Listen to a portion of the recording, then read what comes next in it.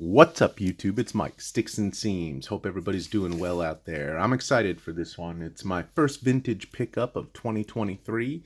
I hope to have a lot more of these types of videos this year.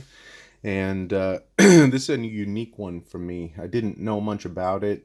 I kind of rely on you guys out there. I watch a lot of your vintage videos and get some ideas of some sets that I maybe like and search for certain players. And I stumbled across this one.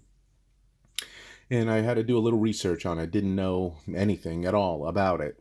And what I found out was actually quite interesting. I really love the image on the card. And it's the first example I have of this player, even though it's not specifically on the front, his card. It is his card on the back, and I'll explain that. But without further ado, I will just show you the card. And it is from pre-war, a 1925 Turf Cigarettes, which was a UK issue. It was distributed out of London, I believe. It was a 50-card set, 2 series, 1 through 25, and then 26 through 50. And it highlighted sports records. Most of the sports, as you can imagine at that time, were like tennis or boxing, wrestling, fencing, those type of things. This was the only big sport, baseball. I don't believe there was a basketball, a hockey, or a football card in this set at all.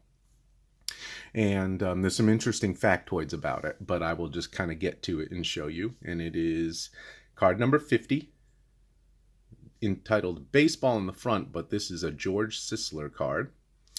And essentially this set commemorated records, sports records.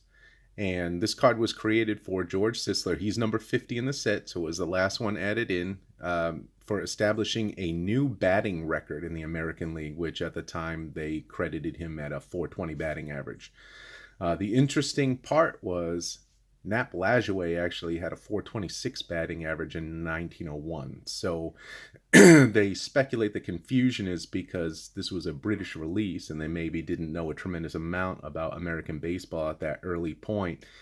Nap Lajoie was on the Philadelphia Athletics and then switched teams. So he actually hit the record in the American League, but they viewed him as a National League player. So that's why George Sisler was actually put in this set, which is kind of crazy. I'll show you what the back looks like.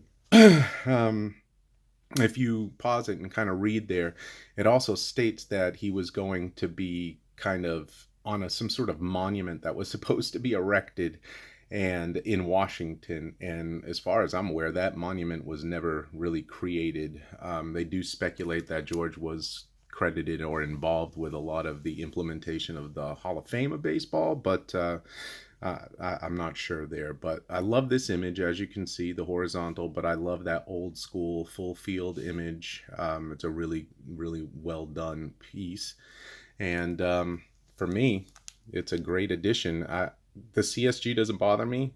This was an absolute deal compared to the comps out there, and the seller took a best offer.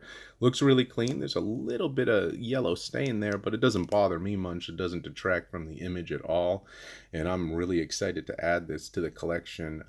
Like I said, I'm not going to be able to go all in on vintage because I do collect Griffey primarily and my 05 Ultimate Dual SIGs, and they're getting kind of pricey. But if I can find some really cool images on some older cards that I really like as good examples for my collection, that's what I'm going to be going after. So anybody have any suggestions, you let me know. But I'll keep watching your videos to get some ideas. And thanks for watching. And until next time, collect what you love.